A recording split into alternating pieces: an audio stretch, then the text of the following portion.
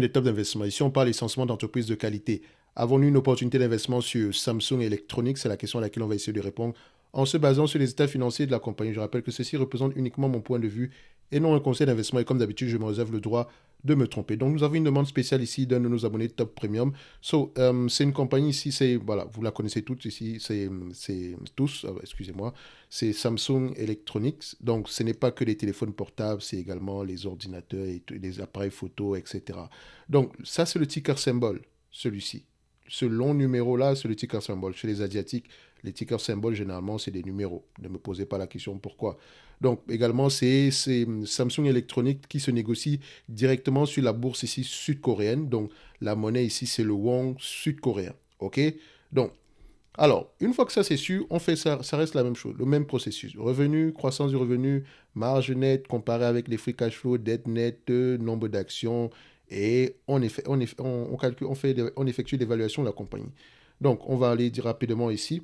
Donc, en termes de revenus, j'observe quoi? La croissance des revenus. Donc, je vais voir ici des revenus stables ou croissants. Ici, je vois que nous avons des revenus croissants. Également, vous pouvez voir qu'il y a des zigzags à ces niveaux-ci. Donc, ça reste une compagnie cyclique. Ce genre de choses-là, ça c'est clairement le comportement d'une compagnie cyclique. Ok, c'est une compagnie en pleine croissance sans cycle. Vous allez voir une ligne droite littéralement, ou bien vous allez juste voir une stabilité pareille. Mais ça, c'est une compagnie assez cyclique. Mais ça ne dérange pas de toutes les façons. Ça reste une bonne courbe de croissance ici. En termes de marge brute, on aime bien voir des revenus croissants, mais avec des marges qui sont au moins stables. Est-ce que c'est le cas ici? On peut se dire oui, littéralement. Ok, donc c'est vrai qu'il y a des zigzags, mais quand on regarde bien, on a une certaine stabilité des marges. OK? Au moins sur les 10 dernières années, on a une stabilité des marges avec une croissance des revenus. OK? Donc, maintenant, en termes de revenus, qu'est-ce qu'il faut regarder généralement? Alors, vu qu'on investit sur le long terme, on veut savoir, les revenus des 12 derniers mois, n'oubliez pas, ça reste une compagnie cyclique. Les analystes s'attendent à voir combien en termes de revenus sur les 12 prochains mois. D'accord? Ils s'attendent à avoir quelque chose aux alentours de, voilà, 274 millions, milliards. Non, c'est 274 000 milliards de won. Attention, 274 000 milliards de won. Donc, ils s'attendent à voir ce chiffre-là. Donc ici, maintenant, moi, mon rôle ici, c'est juste d'apprécier, de me rendre compte que, OK, on a des revenus ici moins élevés. On s'attend à des revenus sur les 12 prochains mois moins élevés que ce qu'on a connu par le passé. Mais n'oubliez pas, ça reste une compagnie cyclique. Donc, c'est-à-dire que peut-être que là, on est sur une fin de cycle. Et généralement, ce n'est pas une fin de cycle très prononcée, généralement. Donc, en année en N plus 2, donc d'ici 2025, on s'attend à avoir des revenus de combien? On s'attend à avoir des revenus aux alentours de 311 000 milliards. OK. So, euh, qu'est-ce que je vais prendre ici en termes de revenus? Normalement, j'aurais pris la fin du cycle ici, mais ça reste une compagnie assez cyclique. Également, je pourrais également prendre normaliser les résultats, mais c'est pas une compagnie comme, comment on dit ça, c'est pas comme une compagnie minière, des choses comme ça. Donc ici, on est peut-être sur une croissance assez élevée dans le futur. De toutes les façons, on pourrait compenser cela avec des marges, enfin, des PER moins élevés. Donc, je vais laisser à peu près les 302 milliards, les 302 000 milliards qu'on a ici. OK? Donc, je vais les prendre sur les 12 derniers mois uniquement, en sachant que ça va baisser. On s'attend à une baisse des revenus sur les 12 prochains mois. OK? Mais une reprise à partir de l'année 2024. Maintenant, on ne sait pas. L'année 2023 peut se prolonger en 2024. Donc, on peut avoir également des revenus moins élevés en 2024. Mais il faut se dire une chose. La question est de savoir, est-ce qu'on peut revenir, est-ce qu'on peut atteindre au moins à long terme et maintenir au moins des revenus en moyenne aux alentours de 300 milliards? Voilà la question à laquelle vous pouvez répondre également. Donc, vous pouvez également vous pouvez également faire ceci, essayer d'utiliser une certaine médiane ici en termes de revenus et et prendre les marges moyennes ici. Au moins, vous savez qu'ok, en termes de revenus, voilà, vous n'allez pas surpayer. Mais bon, vous pouvez également le compenser avec des revenus, avec des revenus moyens. Mais au-delà de tout ceci, il faut absolument comprendre à peu près comment se comporte cette industrie-là. OK? Donc, quelles sont les perspectives de croissance, etc. OK? Et d'où provient la majorité des revenus? Si ce sont les téléphones portables, on sait qu'on en vendra, à chaque fois qu'il y a une nouvelle génération, on en vendra peut-être l'équivalent de l'année précédente ici. Si c'est au niveau des appareils photo, c'est la même chose, d'accord? Si c'est au niveau des ordinateurs également, c'est le même raisonnement, ok?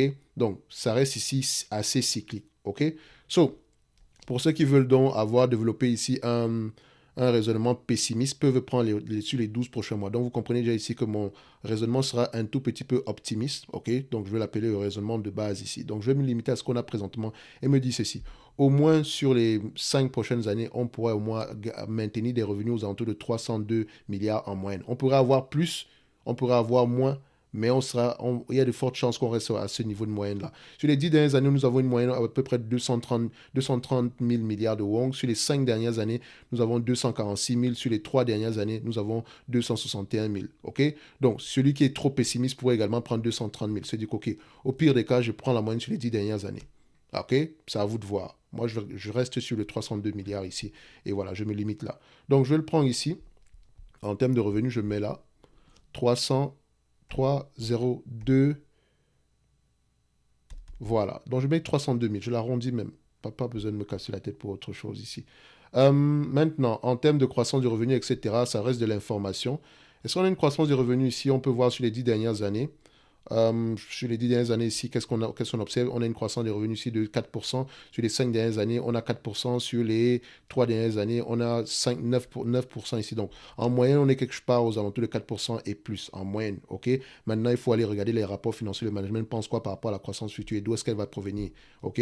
Donc, ça, c'est la croissance. Maintenant, en termes de net income et de free cash flow, je compare les net income et les free cash flow pour voir si on parle le même langage. N'oubliez pas également que c'est une compagnie sud-coréenne. Donc, la comptabilité pourrait peut-être être légèrement différente. Donc, dans tous les cas de figure, on relit les rapports financiers, on rentre toujours à l'intérieur pour se poser les bonnes questions. Donc, quand je compare ces deux éléments, si je peux voir ici que les net income ont tendance à être plus élevés que les free cash flow, la question que je me pose là, c'est pourquoi. Donc, quand je vais lire les rapports financiers, je devrais répondre à cette question-là. Parce que normalement, les free cash flow peut être plus élevé que net income. Mais free cash flow doit au moins être l'équivalent de net income. Quand il y a une différence, il faut pouvoir l'expliquer. Ça peut être dû à une dépense en capital, ce genre de choses-là. OK? Parce que dans ce Samsung électronique, vous ne savez pas ce qui est inclus. Ce n'est pas juste la partie téléphone mobile, etc. Il faut bien aller regarder au fond. D'accord? So, à partir des chiffres ici, on ne peut pas voir tout ce qui est à l'intérieur de la compagnie, mais on peut déjà voir à peu près toutes ces différences-là et poser les bonnes questions quand on va lire les rapports financiers. OK? Donc, en termes de marge, les marges de free cash flow, c'est ce que, je vais prendre les marges de net income ici. Donc, ça veut dire quoi? En prenant les marges de net income ici, le raisonnement est le suivant. Au moins en moyenne, quelle est la médiane des net income qu'on pourrait avoir? Sur les 20 dernières années, nous avons eu 10,12%. Sur les 10 dernières années, nous avons eu 12,12%. Sur les 5 dernières années, nous avons eu 14%. Et sur les 3 dernières années, nous avons eu 14%. Vous voyez que c'est une compagnie assez cyclique. OK? Assez cyclique. D'accord? Donc, on peut avoir des revenus aux alentours de 13% ici et se retrouver à peu près à négocier des revenus de 4% ici quelques années plus tard. Donc, il faut essayer de garder un certain équilibre. Où est-ce que je vais me situer ici? Personnellement, je prendrais sur les 10 dernières années, OK, 12%. OK? Mais je peux y avoir que c'est une compagnie qui est assez cyclique. Donc, il faut faire très attention. D'accord? Si on est trop optimiste, on pourrait se tromper. Si on est également trop pessimiste, on pourrait également se tromper. Donc, il faut avoir parfois plusieurs hypothèses sur ce genre de compagnie ici. D'accord? So, les net income, je les prendrai à 12,12% ici. En termes de dette net, est-ce que nous avons un niveau de dette net élevé ici? Alors, je peux voir ici ce qui est dans ce piquet du cash net, 104,894 ici. Donc, 104 milliards ici. Donc, je vais mettre en tout et pour tout aux alentours de 105 000. D'accord? On va faire simple. Je vais l'arrondir comme ça. Ça ne va pas changer grand-chose, ne vous inquiétez pas. En termes de PER, d'accord? Price, earning, OK. Je regarde ici sur les 12 derniers mois. On regarde ceci. Je prends la médiane. OK. Qu'est-ce que j'observe? Je vois ici que c'est une compagnie qui s'est négociée en moins à 10 fois les bénéfices. Alors, 10 fois les bénéfices, on peut comprendre, vu c'est une compagnie qui est cyclique, mais c'est également, vous allez voir que c'est un concurrent, par exemple, à des compagnies comme Apple, Dell, comment on appelle encore ça? Apple, Dell, Lenovo, HP. Donc, ce sont des compagnies qui peuvent se négocier. Apple est différent parce qu'il y a une partie logicielle à l'intérieur. Et voilà, ça c'est parce que je connais un tout petit peu Apple. Mais Samsung, il pourrait également avoir une partie logicielle. Ça peut également être dû au fait que l'entreprise soit sud-coréenne. Ça peut également être dû au fait que l'entreprise soit complexe. Il y a beaucoup de raisons qui peuvent rentrer à l'intérieur au niveau du fait que l'entreprise s'est négociée à 10 fois les bénéfices. Mais 10 fois les bénéfices au Canada et 10 fois les bénéfices en Corée du Sud, ça reste un rendement de 10%. Donc, le marché en moyenne sous-évalue cette compagnie. Et vous pouvez voir ici que les marges des bénéfices, les marges sont à peu près stables Et les marges les bénéfices nets sont de plus en plus élevés dans le temps. OK? Quand on prend ici en moyenne, vous pouvez prendre les net income ici et vous pouvez essayer de regarder en termes, vous voyez ici qu'on a une pente ici qui est assez croissante. Malgré les cycles, on a une pente qui est assez croissante. Donc, ça, c'est une compagnie qui pourrait se négocier à 15 fois les bénéfices. Minimum. 15 fois les bénéfices. Donc, si je te prends des PE, je prends des PE ici de 10 et de 15. OK? Ça, c'est ce que j'aurais pu prendre. Mais vous allez voir qu'on va juste calculer avec 10 ici, vous allez voir, et on va pouvoir tirer des hypothèses qui vont avec. D'accord? Donc, je pense qu'on a à peu près tous les éléments nécessaires pour effectuer l'évaluation de la compagnie ici, hormis le fait qu'on va regarder en dernière partie le nombre d'actions. Vous voyez ici qu'elle rachète massivement ses actions. J'aime ça. Une entreprise qui rachète, une entreprise qui négocie à des PER très bas devrait normalement racheter ses actions. OK? Ne faites pas attention au forward PE, c'est le forward PE de l'année prochaine. Donc, l'année prochaine, les revenus sont censés être moins élevés que d'habitude. Donc, peut-être que les free cash flow, les net income auront tendance à diminuer également. Mais, entre parenthèses, ça pourrait être temporaire. OK? On a 6 milliards 779 millions d'actions et on remarque qu'on rachète massivement nos actions. En tout cas, si on prend par rapport à 2014, on rachète massivement nos actions, mais sur les 10 dernières années, sur les 5 dernières années, on a plutôt une stabilité. OK? On a 6 milliards 790 millions. Je prends ici 6 milliards 790 millions, 6,79. OK, on a tous les éléments nécessaires ici pour effectuer l'évaluation de la compagnie. Je rappelle ici que l'accès au service Top Premium ainsi qu'à la Top Newsletter, ces deux liens-là sont dans la description de cette vidéo aussi. Donc, alors, qu'est-ce qu'on fait? Première chose, on a 302 000 milliards. Ça veut dire ici, ce sont les revenus des 12 derniers mois, en sous-entendant que c'est une compagnie qui peut garder en moyenne 302 000 milliards sur les années à venir. Je dis bien en moyenne.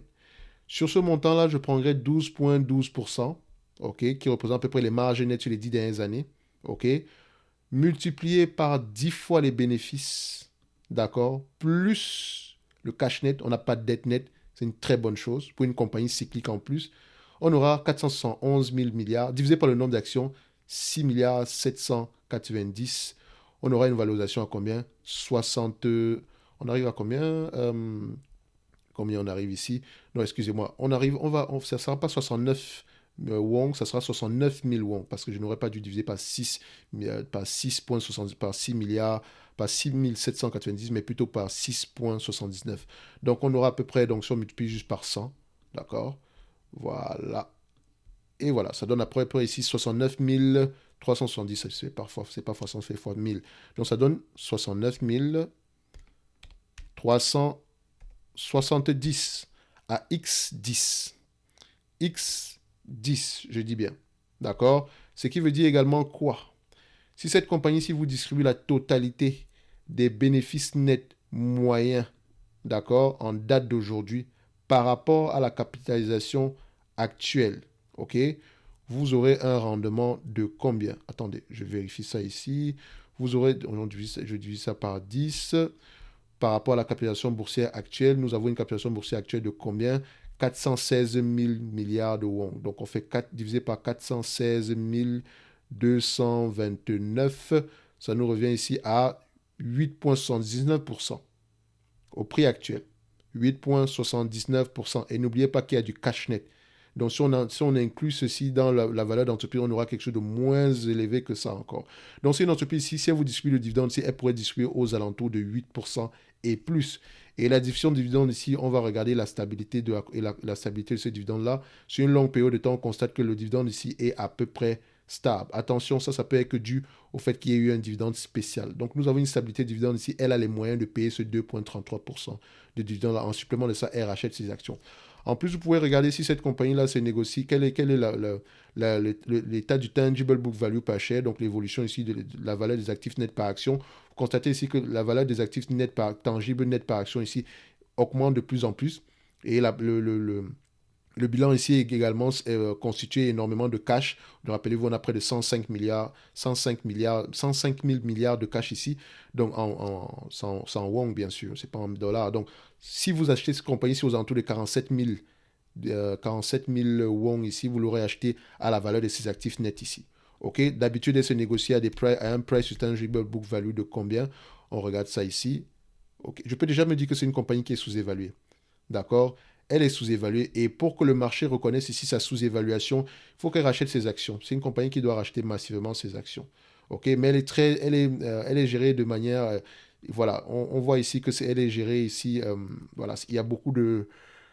C'est une entreprise qui... Elle est assez bien gérée, il faut dire la vérité. D'accord? Donc, on peut voir ici que le management est assez prudent. D'habitude, ils ont beaucoup de cash. Ils rachètent leurs actions, voilà, d'habitude. Mais bon, c'est les 5 dernières années, ils ont presque rien fait du tout ici. Donc, il faut regarder quelle est la politique d'allocation du capital ici. Pourquoi est-ce qu'ils gardent énormément de cash? Mais c'est très commun sur les entreprises asiatiques. Vous allez voir ici qu'ils gardent beaucoup de cash. Ils sont très économes. Donc, ils aiment généralement se protéger. Ils ne sont pas souvent enclins à prendre énormément de dettes, des choses comme ça. OK? Vous allez voir vous allez voir ce genre de situation également avec des compagnies japonaises. OK? Donc, ici, payer 10 fois les bénéfices pour Samsung, je pense que Samsung au prix actuel est intéressant. D'accord? Mais ne vous attendez pas à grand-chose si la politique d'allocation du capital ne change pas. Le dividende pourrait continuer à augmenter. Le rachat d'actions pourrait également être institué, mais au prix actuel, je ne pense pas qu'on surpaye pour cette compagnie-ci. Au pire, je pourrais même penser qu'on peut avoir un prix beaucoup plus élevé que ça. Regardez l'évolution du prix ici. Vous pouvez voir ici que les PER ici, le marché peut avoir tendance à avoir des PER très peu élevés pendant une courte période de temps. Et après, boum, on revient à 14 fois les bénéfices. Et là, on revient encore ici, on redescend à 6 fois les bénéfices. Ça, c'est pas parce que l'action a baissé, c'est parce que le bénéfice net a augmenté. Donc, je pense qu'à ce niveau-ci, le marché on est en fin de cycle ici. Les bénéfices nets sont un tout petit peu élevés. C'est la raison pour laquelle les bénéfices nets sont un tout petit peu élevés. C'est la raison pour laquelle vous avez des PER un tout petit peu plus élevés ici aujourd'hui. Un tout petit peu moins élevés. OK? Dans tous les cas de figure, on oscille aux alentours de 10 fois les bénéfices. Et ça, déjà, 10 fois les bénéfices, c'est assez intéressant pour une compagnie pareille. OK? Donc, moi, je pense qu'on a une entreprise, on a une opportunité d'investissement ici. Le dividende est assez safe ici. Et maintenant, c'est la politique d'allocation du capital qu'on va assez questionner. Mais également, on s'attend à ce que l'entreprise souffre sur les 12 à 24 prochains mois. OK? Donc, ceci n'est que mon point de vue et non un conseil d'investissement. D'accord? Pour ceux qui sont intéressés par cette compagnie-ci, allez lire les rapports financiers. OK?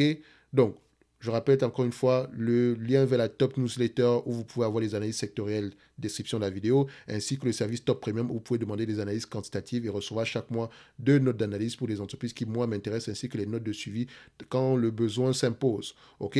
Donc, on se donne rendez-vous sur la prochaine vidéo. Merci.